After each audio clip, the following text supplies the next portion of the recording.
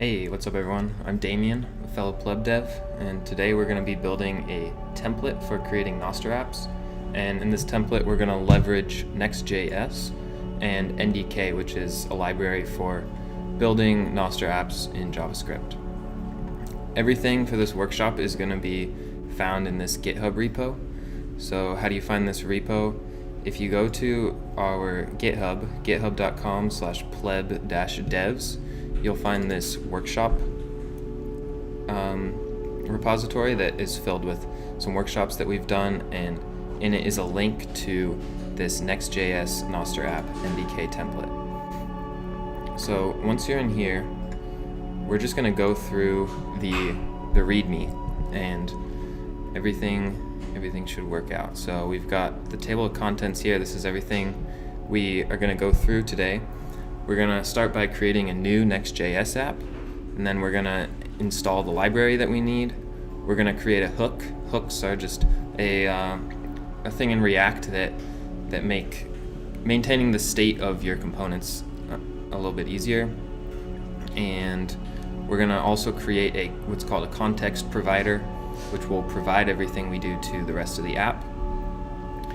We're going to create a new instance of NDK. Something, if you go into the NDK docs, is they say that you should create a global instance of NDK so that the library can manage the relay connections and all of that, and you're not spinning up a bunch of different connections to relays.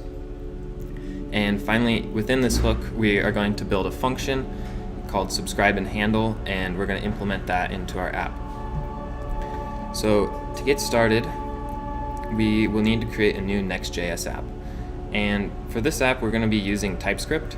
If you're just getting started learning to code, TypeScript may be a little bit challenging, but my reasoning for doing TypeScript in this tutorial is, one, learning types is extremely valuable, and also the documentation for NDK is a little bit sparse, and TypeScript helps a lot to figure out kind of what's going on. So if there's any TypeScript syntax that you don't understand, ChatGPT is your friend. So to get started, all we need to do is run this command. You won't be able to run this command unless you have Node.js installed. So just go to nodejs.org and you should be able to install it for your operating system. Once you have Node.js installed, just copy this and open up a terminal and paste it in. And there's going to be some prompts that it will ask, and here we have all of the answers that we want for those prompts. So we say yes, it's going to download some things. We are going to say NDK app template is the name of this. We are going to use TypeScript. We'll use ESLint just because it helps with the readability of your code. We're going to use Tailwind just so that you can later build out the UI, and Tailwind makes building out the UI simpler. And we will not use app router. So this is going to get set up, and the next thing that we have to do is install NDK. So while that's going, we're going to wait before we do that. Let's get into the next steps. We are going to create this NDK hook. So this hook will live within our hooks directory, and we can create that with this command. Let's see how this is going. This is just about done. So we will wait for this to finish up.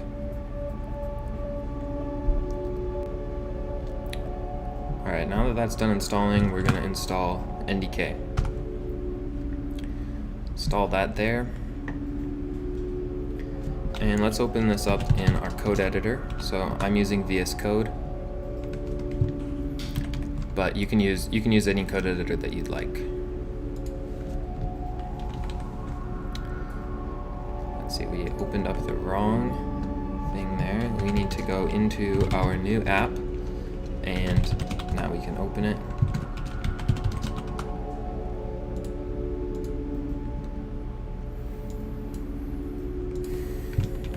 Zoom in there for you. Alright, so what we need to do in here is create a new hooks directory, and within it we're going to create our use NDK hook. So you can create those by hand or use copy and paste this into the repo, and that will create it for you. So now within hooks, we have an empty file. So what we need to do now is create what's called a context provider. So React has these things called context providers that allow other components to consume data within your context provider. So here's a brief outline of what we're going to start with. We'll copy and paste this in and go through it. We're defining what the type of our NDK context will be. Right now it's just empty. And we're also creating this NDK context variable that is outside the scope of the NDK provider, because we're going to need this variable down here. So make sure that it's outside the scope. And we're just saying that this provider is going to accept children, and children are just going to be other components. Finally, in here we set NDK context to this with the return of this create context function. So this is something that React does for you, and you just need to pass in context value. So right now context value is blank. We're going to fill that in as we go. But what this will do is this will give us this return component here that has a value of context value. So what we have is an NDK provider that is returning the provider of this NDK context. And what we need to do now is provide this to our app. So if we go back here, we can just drop this in place of our app file. So within pages in app.tsx, we'll just replace this. So all that we did was we imported this provider and wrapped our whole app with this provider. So now the NDK provider is providing this context value to our whole app. And this is important for making sure that we maintain a global state. All right, so next what we are going to have to do is create a new instance of NDK. So here's some steps here. We'll just fill in the blanks. We need to copy this. At the top, we're just importing NDK and defining part of our return, which is going to be NDK, of type NDK. And this is giving us a TypeScript error here because we've said that the type here has NDK in it, but what we're passing as the context value does not. So we're going to need to create a new instance of NDK before we can pass it to that context value. We'll just drop this in. And so you can see what we're doing here is creating a new local instance of NDK, and then we're using another React hook called useRef, which will help keep this NDK instance within scope of this component as long as this component is around. And because this component is wrapping our app, it's going to be around as long as our page is up.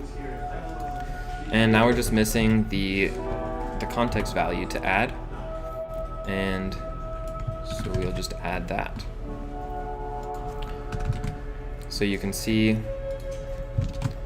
that now we're going to return NDK within this provider.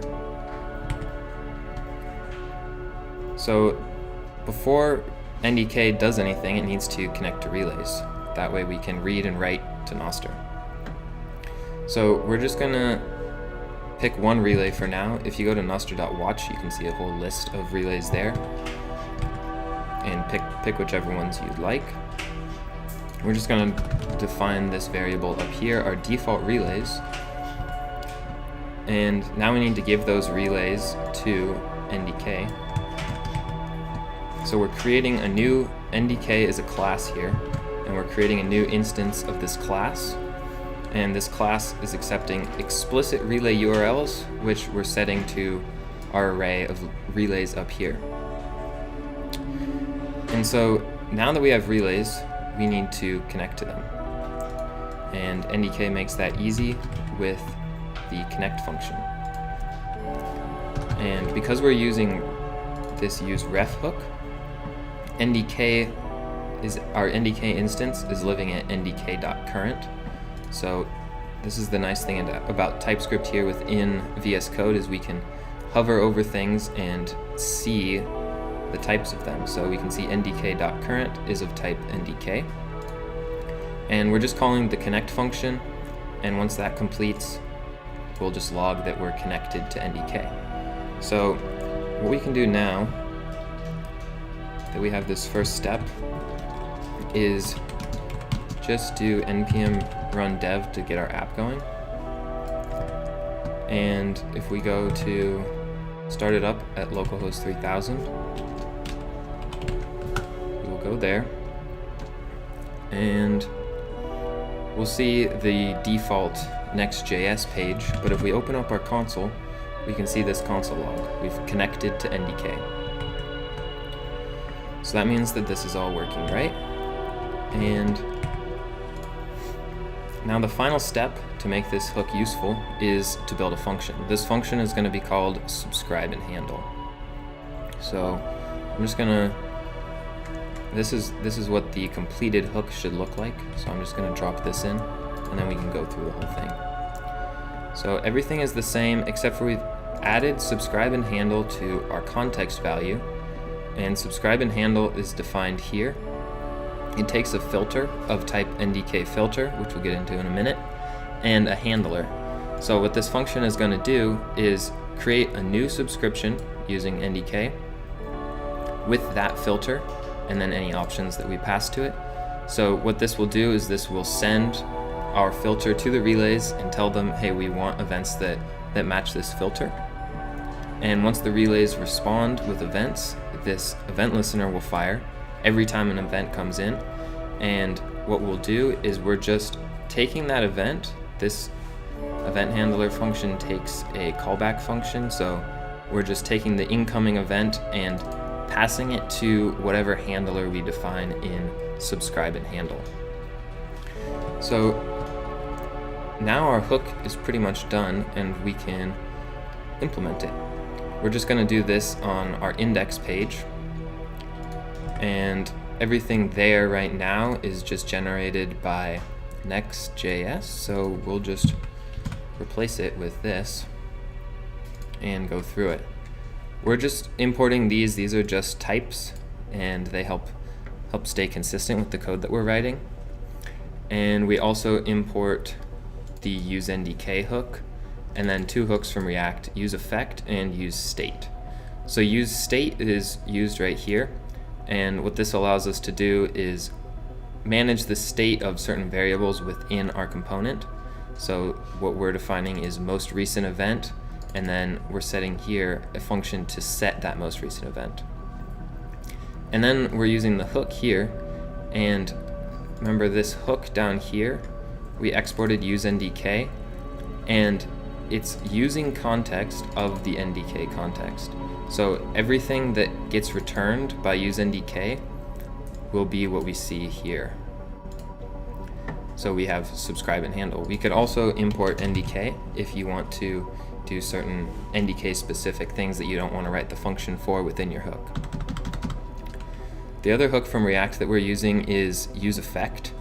So useEffect will, the way it's set up right now, it will just run once when our app loads, but you can do down here what are called dependency arrays, and you can set certain variables in here, and when the value of these variables change, this useEffect will run again. But we just want it to load once when we open up the app. And what we're doing within here is we're defining a new filter, and you can check out the filters. I think I have a link here. You can check out what the filters look like in Nippo 1. This is the spec for Nostr. And you see, when we create a subscription, we send something that looks like this. It has a request, a subscription ID, and then a list of filters. And filters look like this. They have different properties, and you can kind of tweak them to get different events. So all that we are filtering for right now is text events, and here I'm using this NDK kind enum, which just he has in here defined a bunch of different Nostr kinds. So ndk kind.text is equal to kind1. So all we're saying is we want all the events that have a kind of 1. And then remember, our subscribe and handle function also takes a handler. So we define our handler here. All that it does is it accepts an NDK event, and then it just sets our most recent event, which remember we defined up here, to the raw event. If you just set it to event, it'll have a bunch of properties and methods that come with NDK, but we just want the raw JSON of that event. And finally, I just put this here to show you this is the default in NDK, close on end of stream. It will close the subscription to the relay once the relay says, hey, I don't have any more events for you. But if you set this to false, it will keep the subscription open, and in real time, whenever the relay gets any new events, then they'll send them right to your app. All right, so what are we doing here? We have use effect. So when the app loads, we're gonna run what's within this hook. So we're defining a filter, defining a handler, and then passing that to subscribe and handle. So this is gonna tell the relay we want kind1 events, and when those come back, we're gonna set our most recent event. And this most recent event is used down here, so we just have a really simple component that is just stringifying that event and putting it on the screen.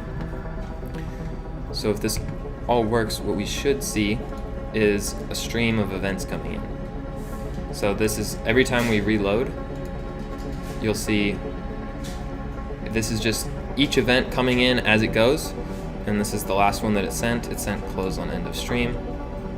And I think relays have a limit to how many they send you, so you may need to start to filter for events farther in the past. So that's pretty much it. This is designed to be a template that you can use. You can create it yourself, or you can just go to the GitHub repository for it and clone it down, and you should be pretty much set up to start building Nostr apps. The cool thing about NextJS here is that we can start creating more pages, we can create components, and it puts it all together nicely for us. So you can check out the Plebdevs website to see our courses, and there you will find more information on building apps using NextJS. What you may want to do with this hook is add more functions. This is a really simple function that just takes a filter and a handler, subscribes and handles those incoming events, but you can do all sorts of things with NDK. You can publish events, for example, and so you could directly use those methods from NDK, or you can just start adding new functions here. So we could call one publish event, and we're gonna just say that this will take a type of NDK event, and what this will do is allow us to say publish event here. We're adding it to our context value, and this is probably going to give us an error because we're trying to pass context value to NDK context. But remember, up here we defined the type of NDK context, and it does not have that function that we want. So if we just add this here, we should get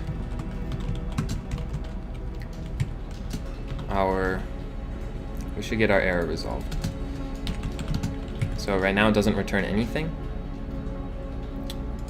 What's wrong with this? This is saying that a required, we're within the subscribe and handle function. So we just need to take this out. So now we're saying publish event is going to be part of our NDK context, and our error down here is resolved, and now we can import this publish event, and you can implement that logic however you'd like.